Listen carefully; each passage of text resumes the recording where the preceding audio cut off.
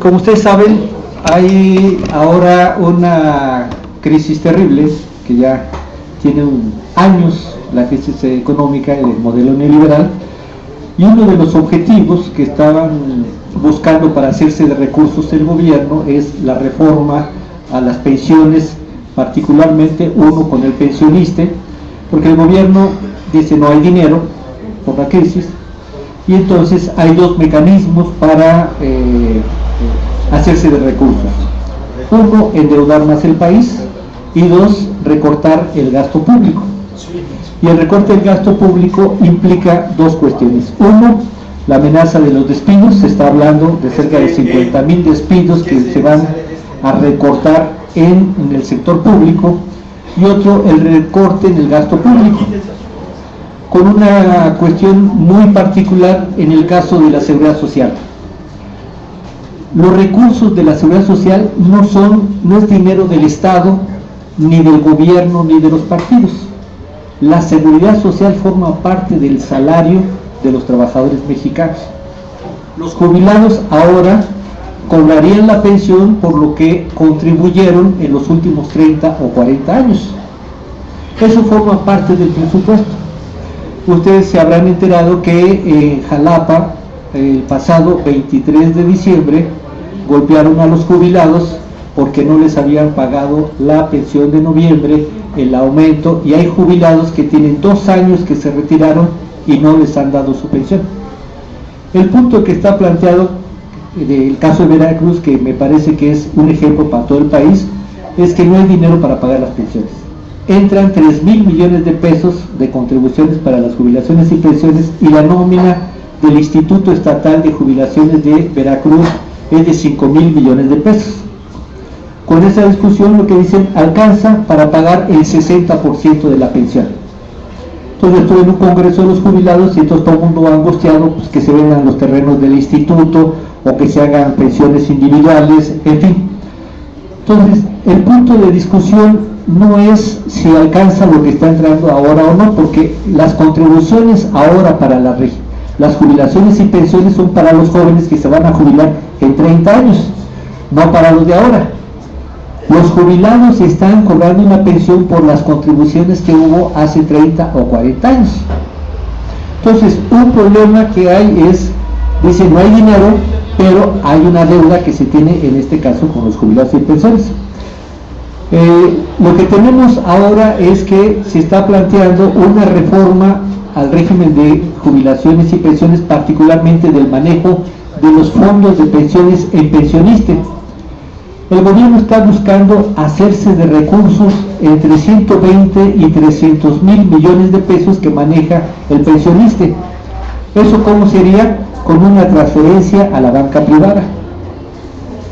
La transformación del pensionista en una empresa pública-privada abre al sector privado el manejo de los fondos de pensiones de los empleados públicos. Entonces, eso es prácticamente... Se detuvo en el Senado en el mes de diciembre y ahora está en marcha la discusión. La semana pasada se planteó que había que revivir el cambio en el sistema del fondo de vivienda para que se estableciera el seguro de desempleo. Ustedes saben que el 5% del salario se debe de contribuir para el fondo de vivienda en el Infonavit y en el Fobiste. De ese 5% se pretende utilizar el 60%, o sea, el 3% para el seguro de desempleo. Como no hay dinero, se pretende llegar a los recursos de la seguridad social, fondos de pensiones, fondos de vivienda y los recursos de salud. Ante esta razón, se detuvo el cambio al pacto constitucional desde hace 2 años y ahora se detuvo lo del pensionista y está la presión de la OCDE para modificar el régimen de jubilaciones del ISSSTE y del Seguro Social. Entonces se espera que entre marzo y abril se presente la iniciativa. Lo que vamos a tener el día de mañana es la instalación de una carpa en la Suprema Corte de Justicia para rechazar el uso de los fondos de jubilaciones y pensiones y de la seguridad social para financiar al gobierno que le está sirviendo a los grandes capitales.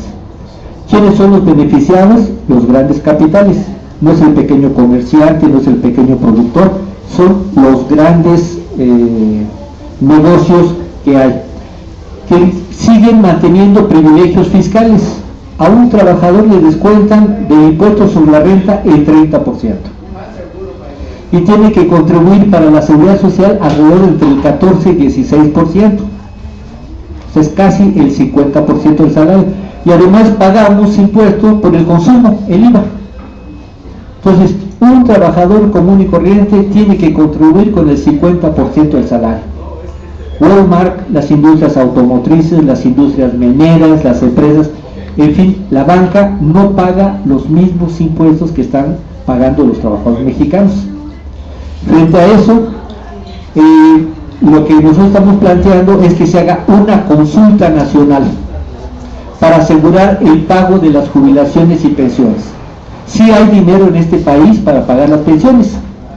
La única condición para tener recursos es acabar con los privilegios fiscales de los grandes capitales.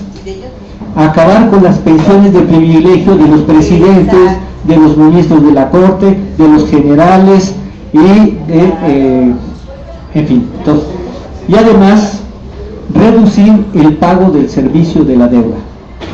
Argentina hace poco más de 10 años estaba enfrentado a una crisis igual que la que pasó en Grecia. No más que en Argentina dijeron, ya no podemos apretar más el cinturón para la gente. No puede haber más despido y no se puede reducir el gasto público. ¿Qué se hizo? Discutir la renegociación del servicio de la deuda. Hoy se gastan cerca de 500,000 millones de pesos para pagar el servicio de la deuda.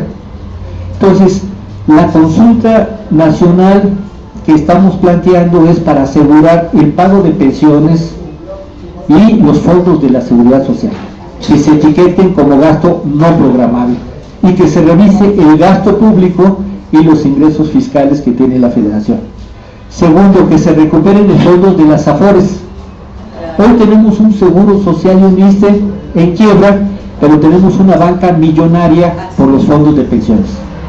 Tenemos más de 2.5 billones de pesos que son manejados por la banca extranjera, las AFORES fundamentalmente. Frente a eso, necesitamos recuperarlos con un rendimiento del 10% del manejo que se tiene de las AFORES, sería suficiente para pagar toda la nómina de los fondos de los jubilados en el Seguro Social, y quedaría un remanente de 50,000 millones de pesos. Y tercer punto de esta consulta es que se haga una auditoría a los fondos de la seguridad social. Hoy en los fondos de vivienda hay una falta de transparencia que es raro que haya en nuestro país. No podemos decir que sea corrupción, pero de lo que cobran de intereses y de actualización de los créditos de vivienda, entran poco más de 90,000 millones de pesos, pero lo que se registra para la transferencia a las cuentas de los trabajadores son 48,000 millones de pesos. Cerca de 40,000 millones de pesos no se sabe a dónde van a quedar. Tuvimos una reunión con el ahora candidato a gobernador de Oaxaca, Murat, que era el director del Infonavit, dijo que se iba para un fondo de contingencias financieras de vivienda. Y dijimos, ¿dónde está ese fondo? No lo han demostrado. Ahora, si faltan cerca de 40,000 millones de pesos, en 10 años son 400,000 millones de pesos. O sea, es una cantidad inmensa lo que hay. Entonces estamos pidiendo que haya auditoría. Primero, que se asegure el pago de las pensiones en esta consulta, que es lo que estaríamos promoviendo. Segundo, que se recuperen los fondos de pensiones de la banca privada. Y tercero, la auditoría. Son los tres puntos que estamos planteando para la consulta popular que está establecida en la Constitución, y que si participa el 40% del padrón es obligatoria para el gobierno acatar. Ahora, evidente que es una situación política, porque el gobierno está planteando usar recursos de la seguridad social, vender, privatizar una serie de servicios. Toda esta ley de inversión pública privada es una fórmula perversa de endeudamiento y de privatización. en hospitales, en escuelas, en distintos sectores de infraestructura, y que es el mecanismo para sortear la crisis. No han confesado toda la dimensión del recorte al gasto que se está planteando para este año. Este año estaba un recorte de 220,000 millones de pesos, el año pasado hubo un recorte de 115,000 millones de pesos y están anunciando un recorte para el próximo año. Pero lo que tenemos claro es que están comenzando a plantear un recorte de personal, que estaría del tamaño de cerca de 50,000 puestos de trabajo. Y no es solamente en petróleos, que lo han dicho, y en Comisión Federal de Electricidad, es en todo el sector público. Y está la parte de la reducción del gasto en educación, en salud. Bueno, mañana se discute la huelga en la Universidad de Zacatecas porque no hay presupuesto para que funcione. Pero tenemos movimientos en Morelos, en Veracruz, en Chiapas, en Oaxaca. En la mitad de las universidades del país no tienen recursos para funcionar.